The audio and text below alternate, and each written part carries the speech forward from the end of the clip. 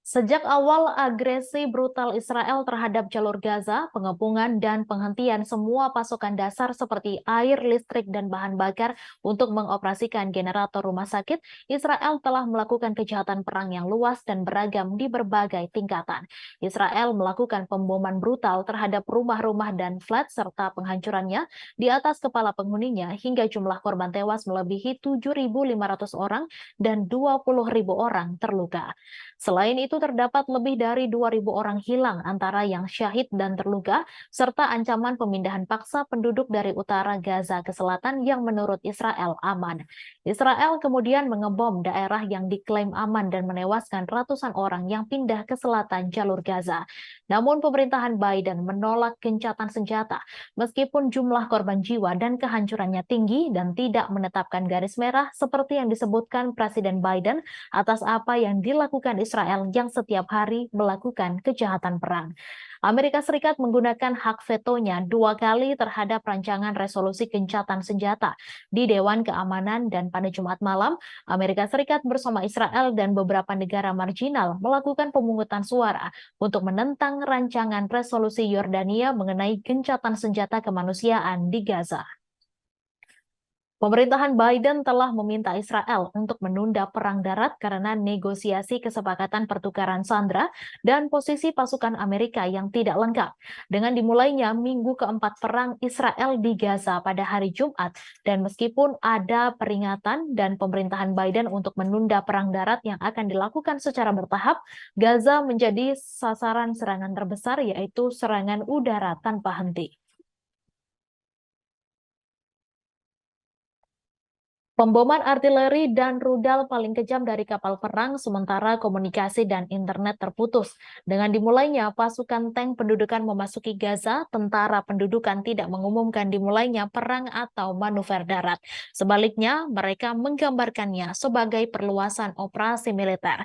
Senator Richard Blumenthal, yang termasuk di antara 10 senator yang bertemu dengan Pangeran Mohammed bin Salman di Arab Saudi, dan para pejabat Saudi, dan berharap Israel menghindari melancarkan perang darat. Mereka memperingatkan bahwa dampak buruk yang ditimbulkan oleh serangan darat Israel di Gaza akan sangat berbahaya dan akibatnya akan menjadi bencana bagi stabilitas di Timur Tengah.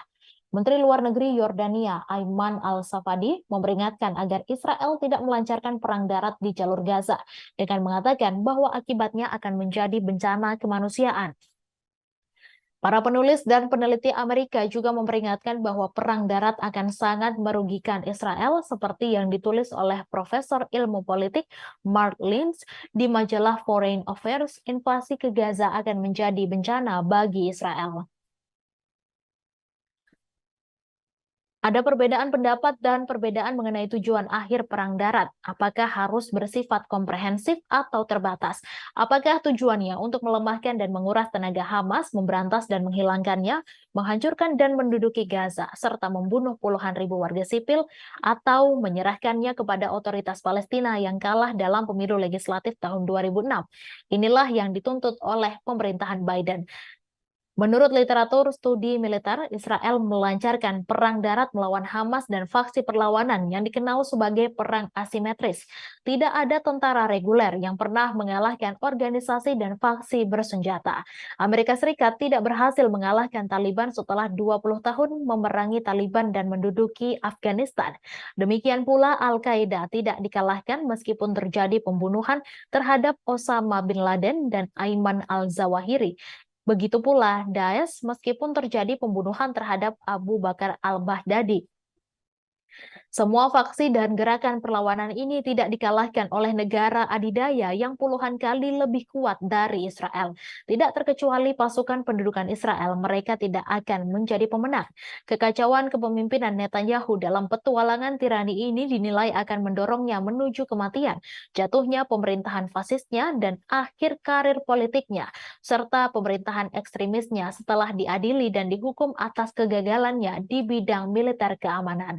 Seiring dengan ini, teori tentara yang tak terkalahkan akan runtuh.